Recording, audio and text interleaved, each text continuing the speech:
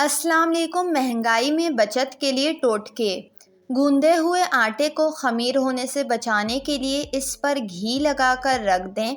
फिर भीगे हुए कपड़े से ढाँक कर किसी ठंडी जगह यानी फ्रिज में भी रख दें। इससे आटे में ख़मीर पैदा नहीं होगा और इसकी पकी हुई रोटियां भी ताज़ी रहेगी।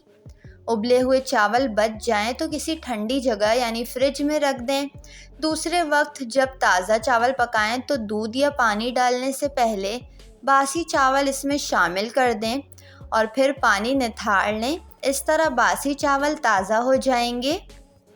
ऐसा ना करना चाहें तो चावलों को फेंकने के बजाय इसको धूप में सुखाकर एयर टाइट डब्बे में बंद करके रख लें और ये बहुत मज़ेदार मुरमुरे बन जाएंगे। और जब आपका दिल चाहे तो इन चावलों को तेज़ आंच पर तलें और नमक, मिर्च, नींबू का रस और थोड़ी सी चॉप्ड प्याज डालकर जो आपको पसंद आए उसके मुताबिक शाम का नाश्ता बना लें।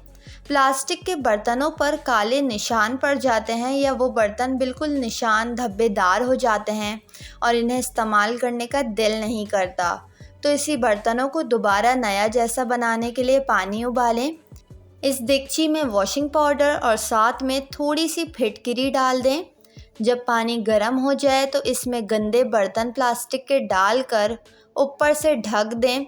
कुछ देर बाद निकालें और वॉशिंग पाउडर से धो लें। निशान आसानी से साफ़ हो जाएंगे और बर्तन बिल्कुल नए की तरह चमक उठेंगे। लकड़ी के दरवाज़ों पर अक्सर दरारें पड़ जाती हैं जिनसे आर पार नज़र आता है और ये काफ़ी बुरा भी लगता है। इन दरारों को बंद करने का आसान तरीका ये है कि अलसी के तेल में जिंक पाउडर मिलाकर पेस्ट बनाकर भर दें। ऊपर से रंग की तह लगा दें। इस तरह दरारें भर जाएंगी और दरवाज़ा भी बुरा नहीं लगेगा। अक्सर लोग जब तेल में कोई चीज़ जैसे शामी कबाब वगैरह फ्राई करते हैं तो इस पर बहुत सा झाग आ जाता है और कबाब या तेल में फ्राई की जाने वाली चीज़ नज़र नहीं आती। इस झाग को ख़त्म करने के लिए तेल को अच्छी तरह गर्म कर लें। फ्राई करने से पहले लहसुन के 5 या 6 जवे तेल में डालकर अच्छी तरह जला कर निकाल दें। अब इसमें कुछ भी फ्राई कर लें, बार बार इस्तेमाल के बावजूद भी तेल में झाग नहीं आएगा और इस तेल को आप दोबारा इस्तेमाल कर सकती हैं।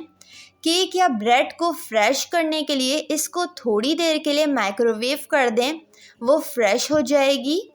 आलू जब भी उबालें तो इन्हें गरम गरम छील लें। ठंडे होने के बाद इनमें छीलने से लैस पैदा हो जाती है और ये छिलते भी काफ़ी मुश्किल से हैं। बासी चावलों को ताज़ा करने के लिए देगची में पानी उबालकर इसमें चावल डाल दें। एक उबाल आने के बाद छान लें और दम पर रख दें। धनिया पुदीना की चटनी बनानी हो तो धनिया ग्राइंड करते वक्त नमक शामिल ना करें, इससे धनिया की रंगत ख़राब हो जाती है और इसमें पानी भी आ जाता है। वीडियो को लाइक और चैनल को ज़रूर सब्सक्राइब कर लें।